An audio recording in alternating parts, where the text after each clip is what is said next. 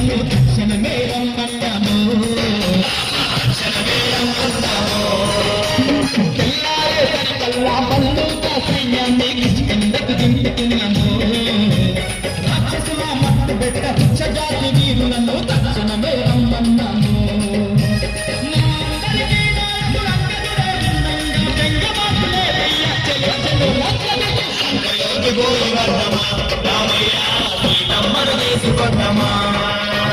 లక్కలోకి పోయి వద్దమా అయ్యన్నా సీతమ్మను తీసుకొద్దమా